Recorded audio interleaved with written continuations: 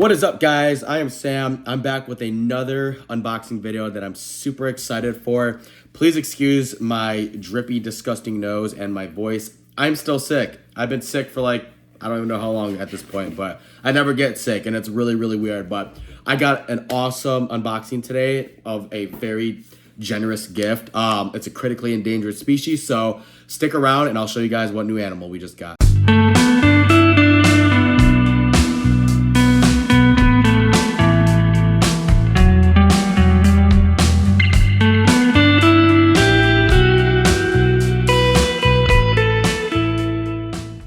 Alright guys, so this animal was very generously donated to me by Two Turtle Tom.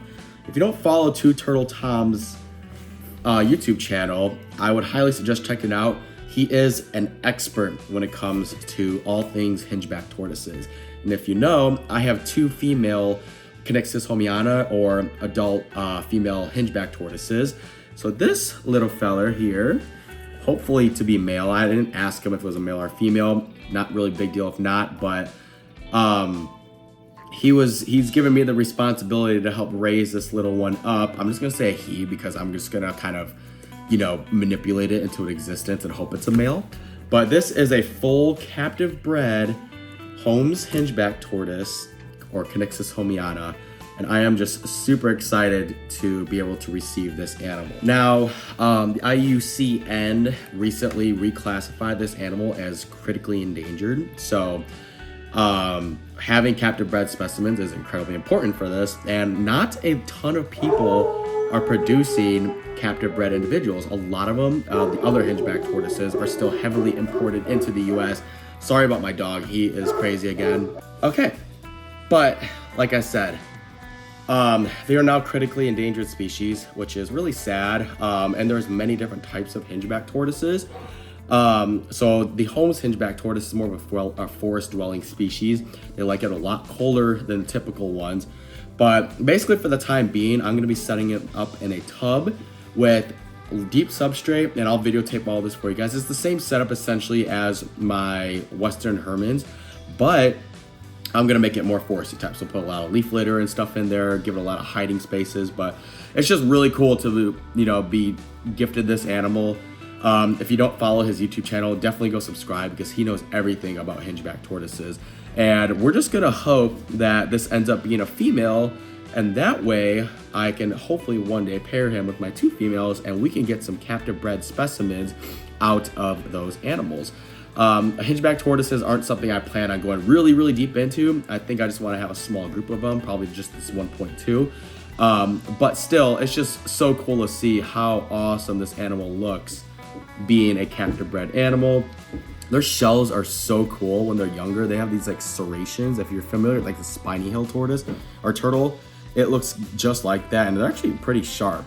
Very, very cool. They do have a hinge here that they can actually close up the back of the shell. So really, it's just kind of like the tortoise version of a box turtle. They're super, super cool, and they love mushrooms and stuff like that. So we're gonna give them a nice setup. Let's show you guys how we're gonna get this animal put together. So to start this rearing shaming up, I took a 61-liter tub enclosed that I got from Home Depot, and I took this light fixture that I would have as a double fixture, and I outlined what I would need for the size of the cutout.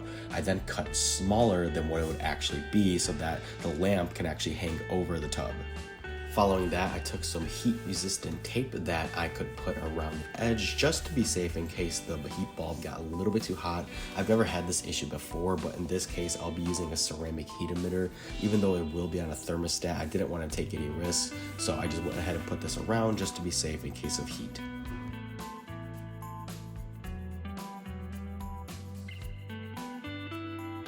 Once that looked good, I then took a drill and drilled a couple of holes in the sides of the containers, and this is because even though I wanted to be enclosed and hold high humidity, I still wanted to get airflow through the enclosure so it's not stagnant air. Now for my substrate, I started off with some coconut coir that I rehydrated. I then had some extra ABG mix that I had from another build, or I think I got it as a gift, so I went ahead and also just threw that in there as well and mixed it all well before I added the next ingredient. The next ingredient that I did add happened to be some sand. I wanted the substrate to be very well draining. That way it would not accumulate at the top and possibly cause any fungus or anything like that. So yeah, I added a good amount of sand in here, which would help the soil drain well. And then of course, the final ingredient was just adding a little bit of natural topsoil to finish it off. And that way we have a nice substrate that is well drained, it's well mixed, and it holds a lot of components that are found out in the actual wild itself. So really easy to make and very cheap to do it if you just buy the ingredients yourself. Now it's time to add some of the fun things. So the first thing I added into the one side of the enclosure was a little bit of sphagnum moss, followed by some leaf litter that I had already had accumulated. It's very important for them to have lots of hiding spaces, so they love leaves on their substrate. Now with this being high humidity and closed chamber, mold was something I had a concern about, so I basically just made it bioactive by adding in some springtails, which would help eat the mold, and just to help have a general cleanup crew, I also added some powder orange isopods into there too. Now for some of the final hardscapes, I added in a log that I had left over from another enclosure, as well as a water bowl. That way he can take a soak and get a drink if he would like. For his lighting, I just used a simple 5.0 UVB bulb and a very low wattage 50-watt ceramic heat emitter. Once those were in, I made some space on a shelf that I had next to the adult Homiana and found him a new spot where I could keep him. And after turning on the heat and lights, it was finally time to go ahead and put this new guy in his new home, and I am super excited. Now, I'm really happy because this setup is not only cheap, but most importantly, it's effective. It holds humidity well. It's a good rearing chamber. This won't be his ultimate last enclosure, but for the next little bit, it'll be perfect for him to survive in there. He can chase down some isopods if he likes, because they do like to eat some bugs. But yeah, I'm really happy with how this turned out, and I'm really thankful for Tom for sending me this animal. I need help finding out a name though, so if anybody can help me figure out some names for this animal, please comment them below. But otherwise, it was so great to be able to make this quick little video for you guys. I appreciate you all watching, and we will see you in the next one.